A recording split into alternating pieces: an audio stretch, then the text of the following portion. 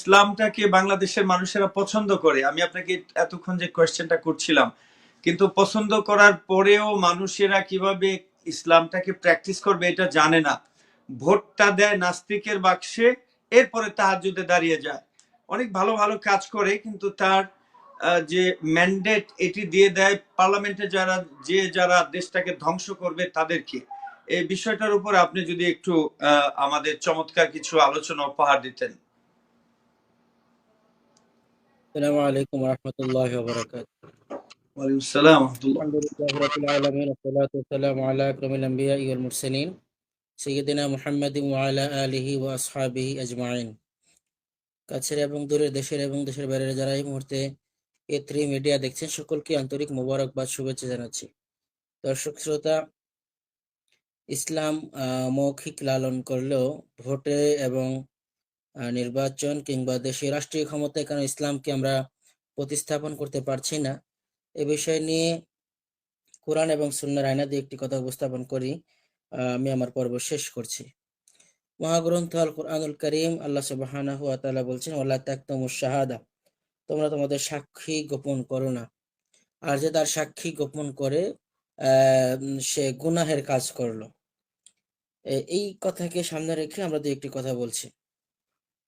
দর্শক শ্রোতা, আজকে সারা বিশ্বময়, সারা পৃথিবীময় যে অনাচার, ব্যভিচার, জুলুম চলছে, একে অন্যের প্রতি জুলুম চলছে, আর মাজলুমের আর্তনাদে গোটা পৃথিবী আজ একটি এমন এক পরিবেশে আমরা পৌঁছেছি যে বাংলাদেশও এর বাইরে নয়। যখন যে দল ক্ষমতায় আসছে, জনগণ নিষ্পেষিত হয়েছে। বারবার এর থেকে বের হওয়ার জন্য এক একজন এক এক সময় বিভিন্ন কলা কৌশলের কথা বলেছেন। কেউ বলেছেন যে না, এবার এদেরকে দিলে মনে হয়, এবার এদেরকে সামনে নিয়ে কাজ করলে মনে হয় পরিত্রাণ পাওয়া যাবে, ভালো লাগবে। কিন্তু আসলে তা হয়নি।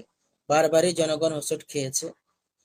সর্বোপরি জনগণ কল্যাণ কোথায় এটা খুঁজে বের করা তাদের জন্য কষ্টকর হয়েছে।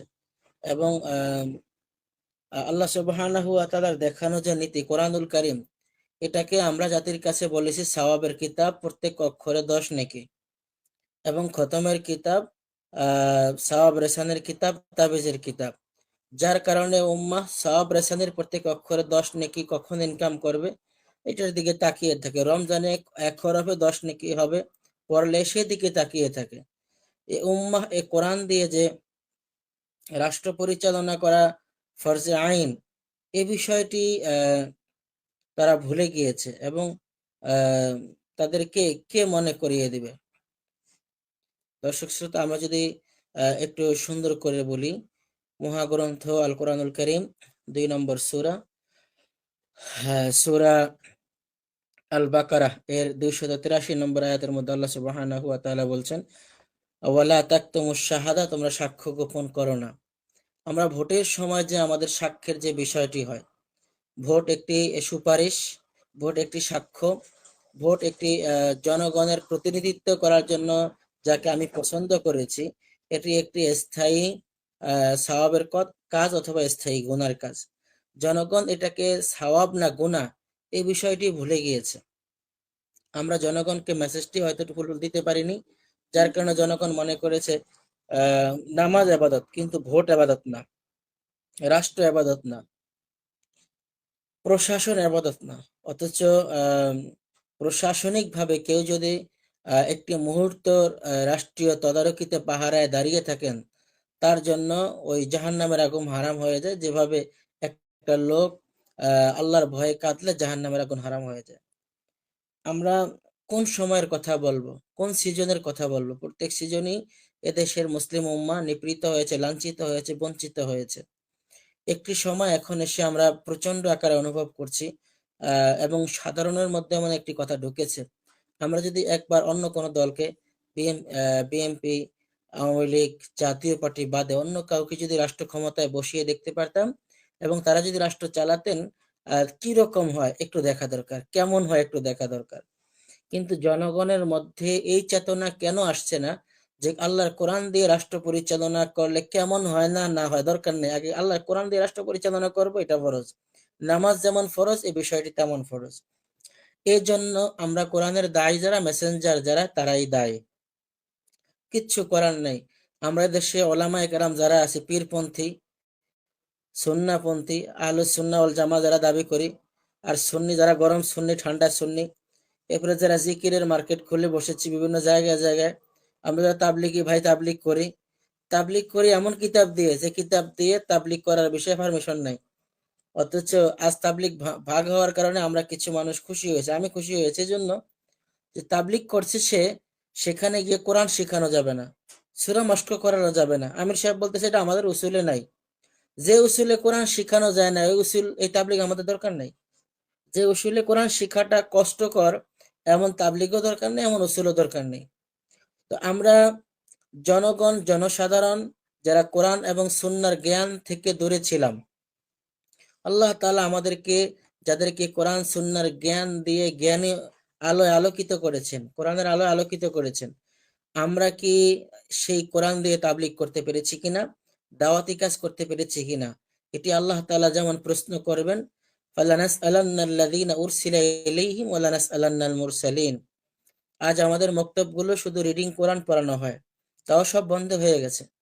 এখন যে জাতির 95 জন কোরআনহীন, 98 জন কোরআনের জ্ঞানহীন, 95 জন কোরআন পড়া থেকে দূরে, এমন জাতির মধ্যে নির্বাচনে আল্লাহর দ্বীন ও ইসলামকে বিজয় করা, কোরআন দিয়ে রাষ্ট্র পরিচালনা করার এ বক্তব্য দেওয়াটা আমার মনে হয় অন্ধকারে ঢেল ছোড়ার মতো, আকাশ কুসুম কল্পনার মতো হবে। এজন্য জাতি জানেই না, জাতি জানে কোরআন একটি গুরুত্বপূর্ণ সওয়াবের কিতাব, মর্যাদার কিতাব, এটাকে চুমু খেতে হয়, এটা উঁচু জায়গায় রাখতে হয়, এটা প্রত্যেক অক্ষরে 10 নেকি হয়, এবং এই কোরআন দিয়ে ঝাড়ফুঁক করা যায়, কোরআন খতম করা যায়, কোরআন আল্লাহর পক্ষ থেকে নাজিলকৃত। কিন্তু কোরআনে কি রয়েছে, এই কোরআন দিয়ে কি রাষ্ট্র পরিচালনা করা যাবে কিনা, এই বিষয়টি আমরা জনগণকে বোঝাতে ব্যর্থ হয়েছি বারবার, যার কারণে আল্লাহ তাআলা আমাদের উপরে অমুসলিমদের, মুনাফিকদের বানানো সাজানো সরকার, নীতিমালা এবং গণতান্ত্রিক ফোরামের মতবাদগুলো আমাদের মতবাদ আকারে বানিয়ে তা আমাদের কপালে চাপিয়ে দিয়েছেন। এখনো আমরা ওলামায়ে কেরামগণ ওয়াজের ময়দানে বক্তব্যে চিৎকার করে এই কথা বলতে পারি না যে স্বাধীনতার 54 বছরে আমরা কোরআনের শাসন থেকে দূরে ছিলাম, আমরা ঈমানহীন অবস্থায় আল্লাহর কবরে ঢুকেছি। স্বাধীনতার 54 বছর পরে আমরা কোরআনের বাইরে বিচার করলে, কোরআনের বাইরে বিচার ব্যবস্থা মেনে নিলে, কোরআনের বাইরে অন্য কোনো বিচারের প্রতি সন্তুষ্ট থাকলে আমরা ঈমানদার নই। এই কথা কি চিৎকার করে আমরা সকলকে বলতে পেরেছি? ইমামের জায়গায় ইমামতি করছেন, ইমামতি ঠিক রাখার জন্য যত প্রকার কিসসা কাহিনী কান্নাকাটি সবই করেছেন, যাদেরকে তোষামোদী করা দরকার, তেল দেওয়া দরকার, তাই করেছিলেন। ওয়াজের ময়দানে কিছু ভাইয়েরা আধা ঘন্টা যাবৎ শের বলেন, 10 মিনিট কিচ্ছা কাহিনী বলে ওয়াজ শেষ করে দেন। অথচ একটা আলোচনার মধ্যে আল্লাহ তাআলার কোরআনুল কারীমের 4 নম্বর সূরার 65 নম্বর আয়াতটা কি ছোট করে জায়গা পেতে পারতো না? প্রিয় ভাইয়েরা, আমরা স্বাধীনতার 54 বছরে আল্লাহর কোরআনের একটা নীতিমালাও মেনে নিতে পারিনি। আফসোস, আমার বাবা, আমার দাদা, আমার মা, আপনার শাশুড়ি, খালা, এরা সকলে মিলে কোরআনহীন অবস্থায়, কোরআন না মানা অবস্থায় কবরে ঢুকেছে। তাদের ক্ষমার বিষয় আল্লাহ ফয়সালা করবেন, ভালো জানেন। কিন্তু আমরা স্বেচ্ছায় সজ্ঞানে যদি কোরআনহীন অবস্থায় ইন্তেকাল করি, কোরআনের বিধানের বাইরে গিয়ে অন্য কোনো বিধানের ছায়াতলে, প্রশাসনে আমরা বসবাস করি, আল্লাহর কাছে মুমিন হিসাবে আমরা পরিচয় দিতে পারবো না। এই কথা কি আমরা বলতে পেরেছি?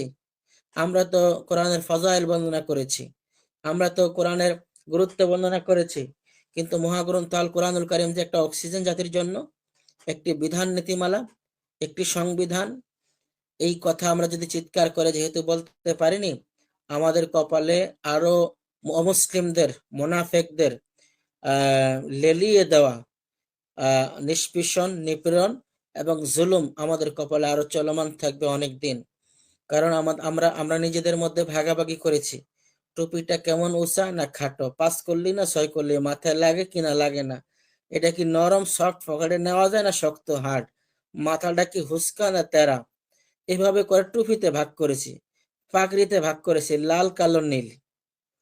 এরপরে আমরা জামায় ভাগ করেছি, জামা হাফ হাতা, ফুল হাতা, জামা মাজা পরিমাণ শার্ট, এরপরে লম্বা নেসফে শাক, আবার নিচে দিয়ে কিছু 3 ইঞ্চি ফাড়া, এই করে জামায় ভাগ করেছি। দাড়িতে ভাগ করেছি, টুপিতে ভাগ করেছি, পাগড়িতে ভাগ করেছি, অর্থাৎ ইফতেরাক করেছি। ইফতেরাক করার কারণে আমরা ওলামায়ে কেরাম যেমন বিবাদে পড়েছি এবং জাহান্নামের প্রতীক হয়ে আমরা বেঁচে আছি। আলেম হওয়া সত্ত্বেও হাসরের ময়দানে জাহান্নামে যেতে হবে অনেকের। কথাগুলো অসুন্দর মনে হবে। হাসরের ময়দানে আল্লাহ তাআলা প্রথম বিচার করবেন। বিচারের জন্য ডাকবেন আল্লাহ সুবহানাহু ওয়া তাআলা একজন মুজাহিদকে। তাকে ডেকে বলবেন, তুমি আল্লাহর জন্য কি করেছো? মুজাহিদ চিৎকার করে বলবে, আমি তো শহীদ হয়ে গেছি, আমি আল্লাহর জন্য আর কি করব?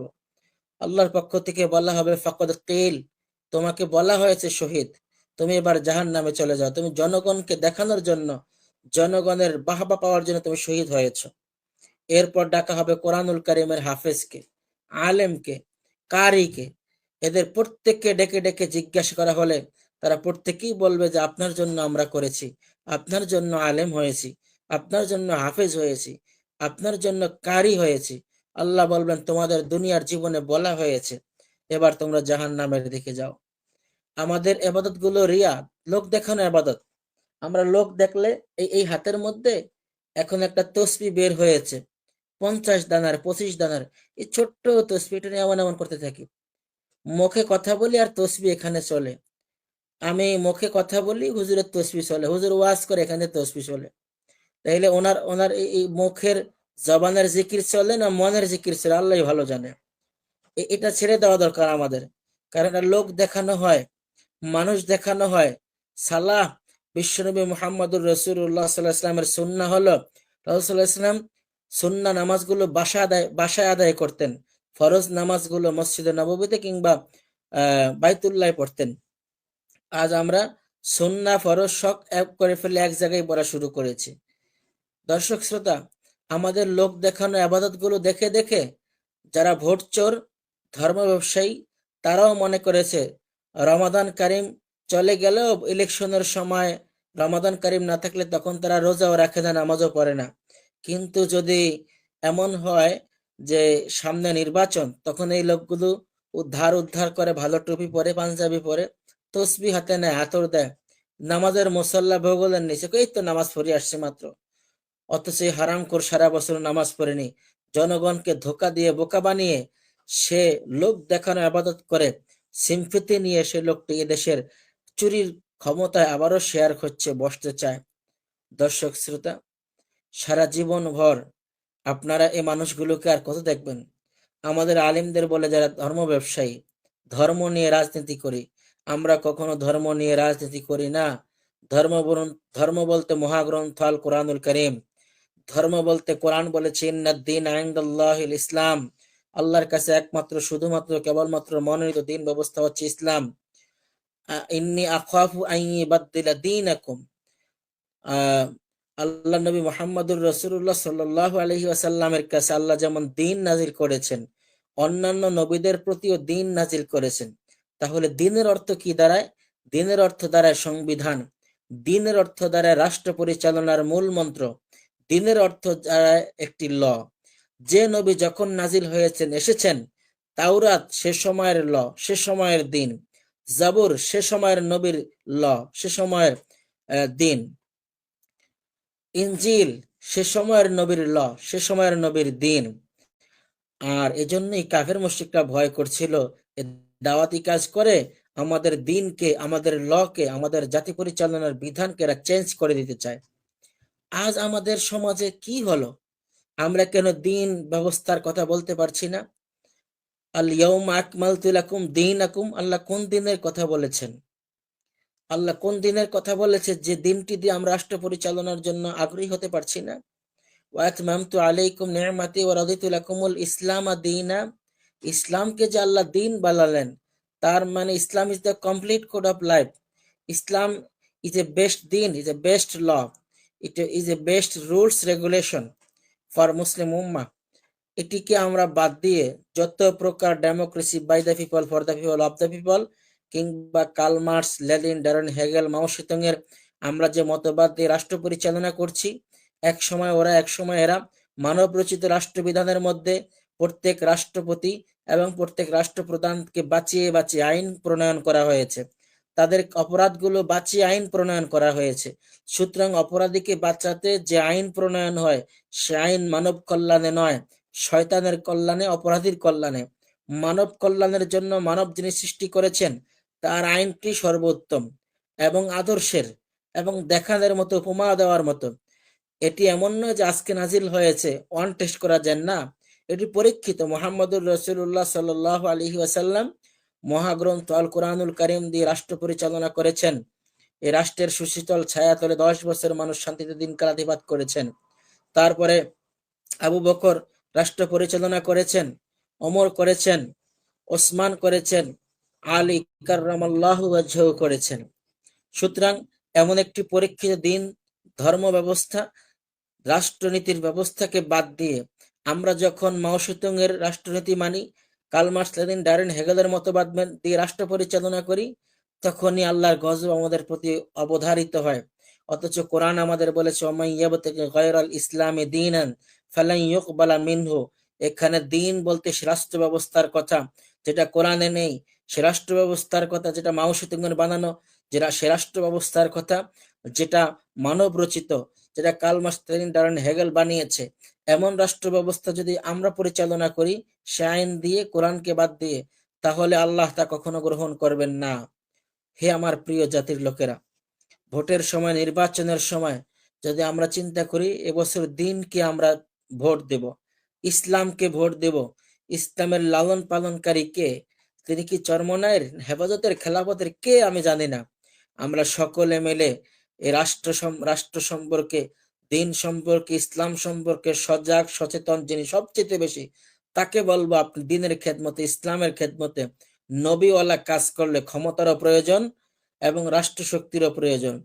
যতজন নবী রাষ্ট্রশক্তির বাইরে গিয়ে দাওয়াতি কাজ করেছেন তাদেরকে হয়তো তাদের স্থান ত্যাগ করতে হয়েছে, না হয় তাদেরকে জাতির হাতে গুম হতে হয়েছে, হত্যা হতে হয়েছে, না হয় জেল কারাবরণ করতে হয়েছে। একই চিত্র মুহাম্মদুর রাসূলুল্লাহ সাল্লাল্লাহু আলাইহি ওয়াসাল্লামের সময়, যেটি সূরা আনফালের 30 নম্বর আয়াত আল্লাহ বলেছেন ওয়াইয ইয়ামকুরু বিকাল্লাযীনা কাফারু লিইউসবিতুকা আও ইয়াকতুলুকা আও ইউখরিজুক ওয়া ইয়ামকুরুনা ওয়া ইয়ামকুরুল্লাহ আল্লাহু খায়রুল মাকিরিন।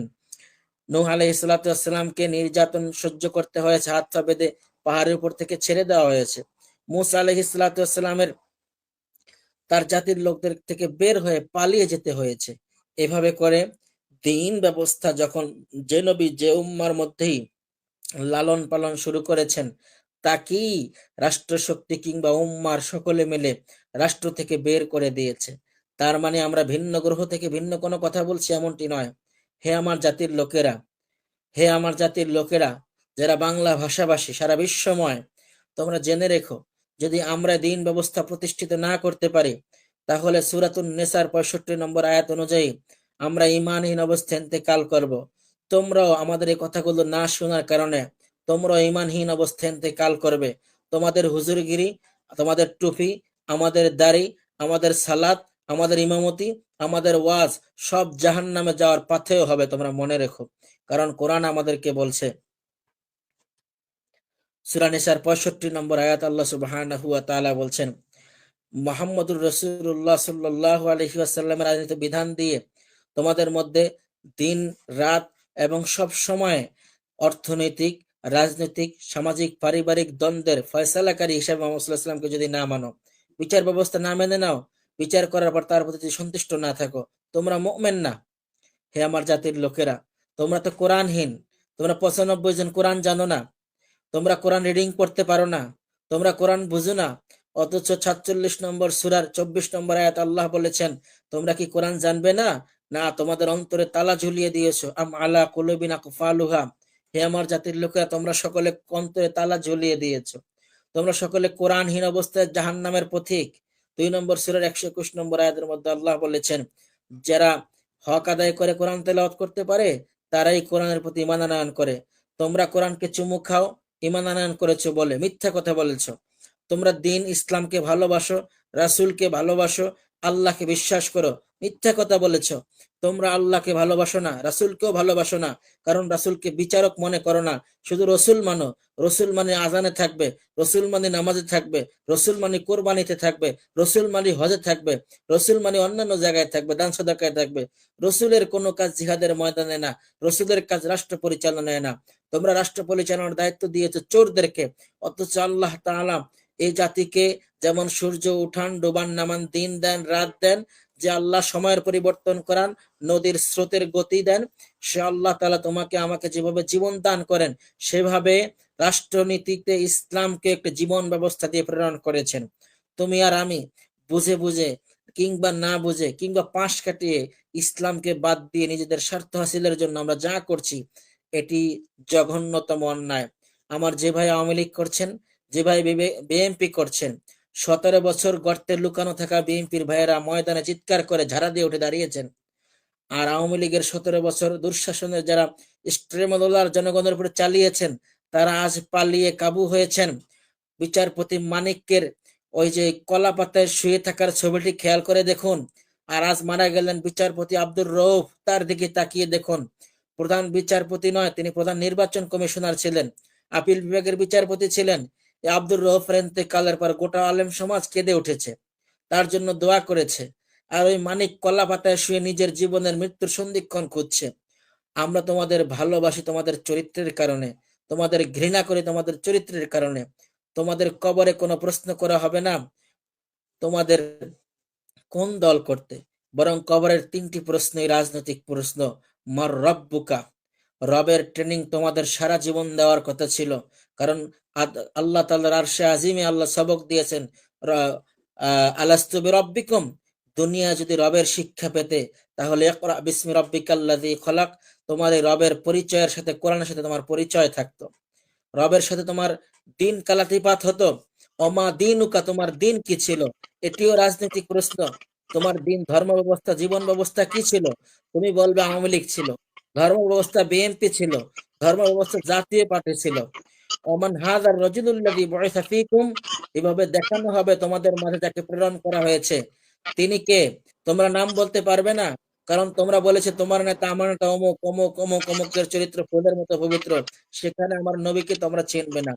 সুতরাং তোমাদের এই অভাবের সময়, স্বভাবের দুর্বলতার সময়, গর্তে লুকিয়ে থাকার সময়, জেলে থাকার সময় যারা বাহিরে আত্মচিৎকার করছো, সকলকেই বলছি, তোমরা যদি কোরআনের বাইরে গিয়ে অন্য কোনো প্রতিষ্ঠা করতে চাও আর আমাদেরকে ভুল ভাবো, তোমরা এক সময় আল্লাহর আদালতে ফাঁসির কাস্টে ঝুলবে, তোমরা এক সময় আল্লাহর আদালতে জাহান্নামের প্রতীক হবে। আমরা আর তোমাদেরকে ডাকার মতো কোন আওয়াজ নেই। রব্বি ইন্নী দাউতু কওমি লাইলাম ওয়া নাহারা, আল্লাহ এই জাতিকে আমরা দিনেও ডেকেছি রাতেও ডেকেছি, ফালাম ইয়াজিদহুম দুআই ইল্লা ফিরারা। তারা আমাদের কথাগুলো শোনে নাই, বরং আমাদের পিছনে ধাওয়া করেছে, ষড়যন্ত্র করেছে, আমাদের তাড়িয়ে দিয়েছে, ধমক দিয়েছে, আমাদেরকে এলাকা ছাড়া করার কথা বলেছে। এই জাতির চরিত্র এমন, হোক বিএনপি হোক আওয়ামী লীগ। হাযা মা ইনদি ওয়াল ইলমু ইনদাল্লাহ, আলাইহি তাওয়াক্কালতু ওয়া ইলাইহি উনীব। আসসালামু আলাইকুম ওয়া রাহমাতুল্লাহি ওয়া বারাকাতুহু।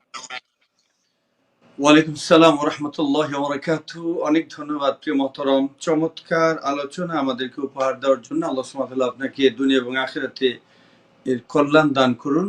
প্রিয় দর্শক শ্রোতা, এতক্ষণ আমাদের মাঝে আলোচনা করলেন মুআজ্জাজ মুহতারাম মুফতি ইমাম রেজাউল করিম নুরানী হাফিজাহুল্লাহ, বিশিষ্ট আলেমে দ্বীন, বিশিষ্ট ইসলামী চিন্তাবিদ। আমরা তার নেক হায়াত কামনা করছি এবং তার কথাগুলো যেন আমরা বুঝতে পারি, বুঝে আমল করার তৌফিক আল্লাহ সুবহানাহু ওয়া তাআলা আমাদের দান করুন। আজকে এই পর্যায়ে আমরা আলোচনা শুনবো। আমাদের এই অনুষ্ঠান